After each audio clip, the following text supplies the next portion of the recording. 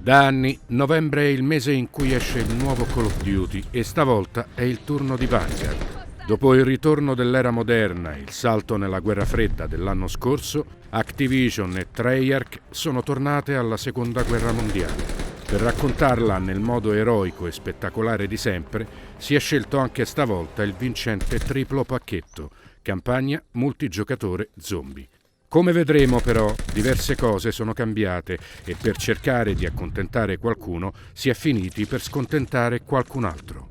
Prima di continuare, se vi piacciono i nostri video, vi ricordiamo di iscrivervi al canale e di attivare la campanella per essere sempre aggiornati sui nostri contenuti. La campagna per giocatore singolo di Call of Duty fa alcuni passi indietro rispetto a quanto visto l'anno scorso. In Cold War c'erano missioni secondarie che si potevano affrontare solo raccogliendo prove e risolvendo alcuni enigmi per decifrarle. C'era insomma il desiderio di dare al giocatore un po' di potere decisionale e la cosa non guastava. In Call of Duty Vanguard, invece, sono scomparsi i collezionabili e ogni evento si svolge esattamente come è stato pensato dagli sviluppatori, in livelli che sono semplici corridoi virtuali in cui sparare ai bersagli.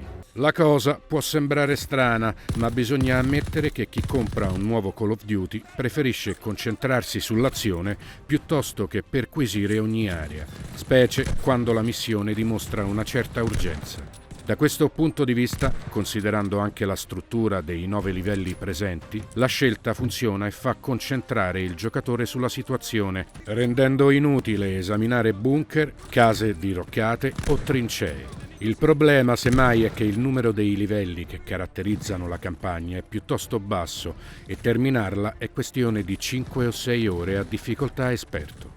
Durata a parte, la storia è più romanzata del solito, con un team di alcuni soldati speciali che viene catturata dall'esercito tedesco e che rivive, attraverso alcuni interrogatori, le missioni che li hanno portati a far parte della squadra.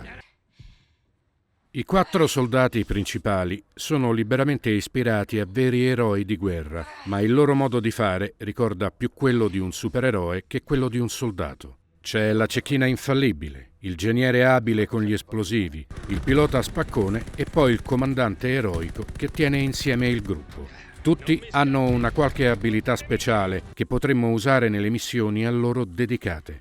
Purtroppo, essendo solo 9 i livelli, inserire l'abilità per distrarre i soldati nemici o concentrarci per vedere anche i soldati nascosti diventano azioni poco sfruttate e accessorie. La parte positiva è che la storia risulta molto più chiara e piacevole da seguire, anche grazie ad un buon numero di filmati che inframmezzano le missioni e il gameplay. Inoltre, nel finale si scopre l'esistenza di progetti segreti nazisti e questo dovrebbe riferirsi ad ulteriori contenuti che verranno resi disponibili prima del nuovo capitolo.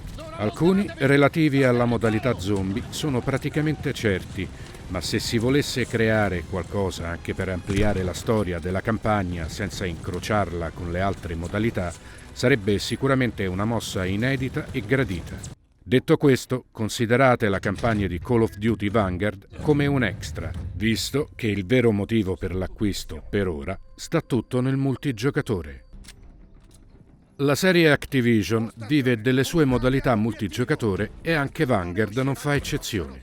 Tutte le modalità classiche che abbiamo imparato a conoscere in passato sono tornate. Abbiamo i classici deathmatch a squadre e tutti contro tutti, e modalità basate sulla conquista di specifiche posizioni come dominio. In quest'ultima categoria cade una delle 2 novità, ossia pattuglia. Qui abbiamo un'area da mantenere attiva per ottenere punti, ma la particolarità sta nel fatto che la zona si muove per tutta la mappa, costringendo i giocatori a passare in punti critici in cui si è allo scoperto. Basta che solo un giocatore sia all'interno della zona per far fare punti alla squadra, quindi gli altri possono permettersi di appostarsi ovunque per fornire supporto e assistenza contro i nemici che arriveranno in massa. La modalità è particolarmente caotica, ma offre anche partite divertenti che potrebbero renderla una presenza fissa nelle successive edizioni del gioco. L'altra novità è Collina dei Campioni, una sorta di Battle Royale in cui però ci si affronta in piccole squadre con un numero di vite illimitato e in mappe ristrette. In pratica si combatte una breve partita contro un team composto da altri 2 o 3 giocatori. Scaduto il tempo si passa casualmente in un'altra mappa e contro un altro team con le vite che ci saranno rimaste. Riuscire a consumare i rientri degli avversari e mantenere i propri è lo scopo di questo torneo ad eliminazione diretta, in cui dopo alcuni scontri si torna al lab principale per fare rifornimento, acquistare potenziamenti e tornare in battaglia per i round successivi. L'idea è buona perché elimina l'esclusione immediata dei classici Battle Royale e garantisce scontri serrati senza perdersi in mappe troppo generose. Non è perfetta, ma con un po' di lavoro, specie sulle aree di scontro, può migliorare molto. Il resto dei contenuti rimane piuttosto classico e, come sempre, molto abbondante. Si è scelto anche di offrire la possibilità di filtrare le partite attraverso 3 diversi ritmi di gioco, agendo sul numero di giocatori presenti. Il ritmo tattico è quello più ragionato, quello assalto è quello standard, mentre quello denominato Blitz è il più frenetico e caotico. Visto il carattere arcade della serie, alla fine lasciare il filtro spento e permettersi partite a ritmi casuali è la scelta migliore per vivere scontri che vanno dal veloce al caos totale. Qualsiasi sia la vostra scelta, vi porterete sempre con voi le vostre fidate armi. Più userete uno specifico fucile o una mitragliatrice e più li farete salire di livello sbloccando personalizzazioni che li renderanno più letali. Personalizzarle le rende più efficienti, ma allo stesso tempo le distanzia enormemente dagli equipaggiamenti reali di quegli anni. Quindi non aspettatevi una cura meticolosa in questo aspetto. La cosa più realistica che troverete riguarda però il time to kill, ossia il tempo necessario per eliminare un nemico. Bastano infatti pochissimi proiettili per eliminare ed essere eliminati. Il respawn, che segue la vostra uccisione, è velocissimo e si torna in azione al volo, ma talvolta il respawn non viene gestito al meglio e si viene eliminati nuovamente in pochi istanti per colpa del luogo in cui siamo stati fatti spuntare. Nel caos che comunque vi aspetta ci si può passare sopra, però quando capita si rimane quantomeno perplessi. Zombie è invece la celebre modalità PvE che ci mette contro l'armata di non morti resuscitata dai nazisti. Attualmente la mappa è solo una, così come il tipo di avventura che si può affrontare, ma sono già stati promessi ulteriori contenuti che aumenteranno la varietà. Quello che è presente però funziona e permette di divertirsi sia in compagnia sia in solitaria, regolando con intelligenza il numero dei nemici. L'idea stavolta è mettervi all'interno di una mappa al cui centro c'è una piazza che però ha le uscite bloccate.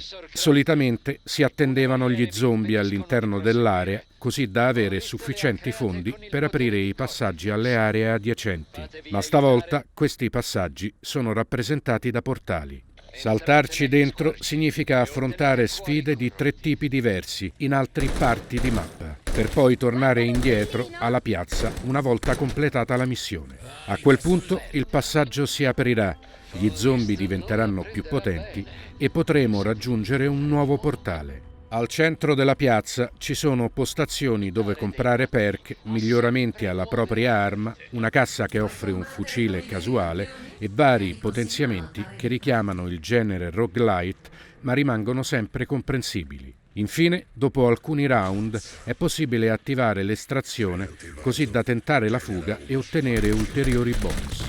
Il gameplay ci è sembrato quindi più comprensibile e meno dispersivo rispetto a quanto visto in alcune uscite passate, anche se questa struttura potrà sembrare un po' limitante dopo alcune partite. In attesa dei nuovi contenuti è comunque un piacevole intermezzo per spezzare il ritmo esagerato del multigiocatore standard, continuando comunque a migliorare il proprio livello e quello delle armi usate. Il lato tecnico di Call of Duty Vanguard convince, ma va fatta qualche precisazione. Durante la campagna, per esempio, siamo incappati più volte in alcuni rallentamenti durante alcune cutscene, così come alcuni ambienti ci sono sembrati un po' più poveri di dettagli rispetto ad altri. Ci sono momenti però molto intensi ed è evidente l'impegno del ricreare certe location. Parlando invece della modalità multigiocatore, i dettagli scendono all'avvio della partita. Qualche texture si carica con un po' di ritardo, ma non appena si inizia davvero a giocare, tutto è pronto per l'azione. Le mappe poi sono 20 già al day one e quindi la varietà è garantita. La distruttibilità ambientale invece è così limitata da risultare praticamente irrilevante. Buona tutta la parte audio, sia nelle musiche che nel doppiaggio completamente in italiano. Ottimi poi i suoni delle armi e dei colpi, molto diversi tra loro ed elaborati in modo differente in base al luogo in cui vi trovate, offrendo per esempio un maggiore rimbombo al chiuso. Call of Duty Vanguard non si schioda dal suo stile arcade e fracassone, specie riguardo un multigiocatore che deve essere considerato come unico vero motivo di acquisto. I contenuti sono tanti e gli appassionati possono spenderci centinaia di ore senza difficoltà. La campagna è comunque più interessante di quanto si dica in giro e pur con la sua estrema linearità risulta semplice da seguire e si spera che possa evolversi in qualche modo durante i prossimi 12 mesi. Resta però una modalità accessoria, così come l'attuale zombie, spassoso e più leggibile rispetto ad altri capitoli, ma ancora povero di contenuti. Sembra banale, ma alla fine stiamo parlando di Call of Duty, un gigante dell'industria che se vi è piaciuto in passato saprà divertirvi anche stavolta. Diversamente nulla vi farà cambiare idea.